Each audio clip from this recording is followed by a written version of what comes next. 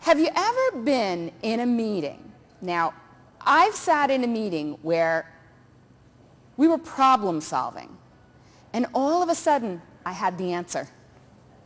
I knew the answer. I could solve the problem. And then the voices started a little in my head. Maybe you shouldn't open your mouth. Maybe it's not your place. Maybe it's not really a smart idea. And then I spoke back to those voices and decided I was going to go out on a limb and I was going to share my idea with the group. And so I did. And as I started to share, I started to get excited. Now, most of you don't know me too well, but I have a tendency to kind of get my gears going when I get excited. I'm a New York girl. I start to speak a little bit faster, and I start to get a little bit louder because I'm an Italian girl as well. And I start to get this kind of snowball effect, and I'm churning and I'm churning and I'm telling my idea and I'm solving all of the problems, and I leave the meeting feeling like I'm brilliant. I am brilliant. I solved the problem. They should be so happy that I am on their team. And then I proceed down the hall a little ways and I hear two people who were in the meeting with me talking to each other. It seems that they didn't think I was so brilliant. They took offense to some of my ideas. They took offense to the way that I delivered my ideas. They thought I was pushy. But I was just excited. I was excited about my idea. I was excited to share it. I was excited to be part of the solution. And so I forged forward.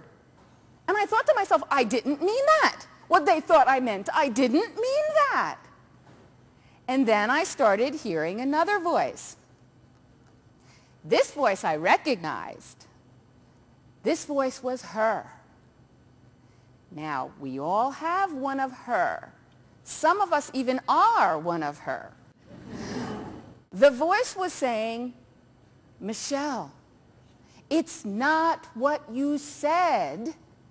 It's the way you said it. Yeah. It's the way you said it. It's the way the information came across. And this voice was my mother. How'd she get in there? I'm at work.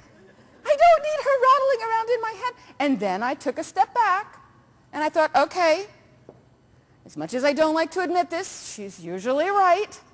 Let me think about alternate ways that I could have stated my opinion.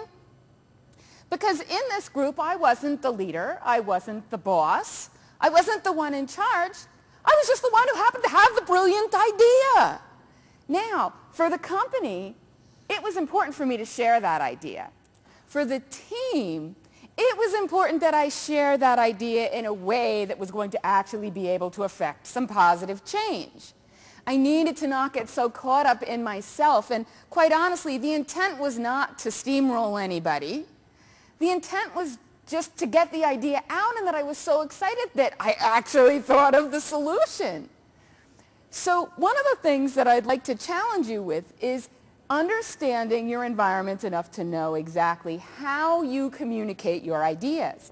Knowing that just having the brilliant idea isn't really enough. The ability to then take a leadership role, even though you're not the leader, from inside is the important part of being able to get important work done.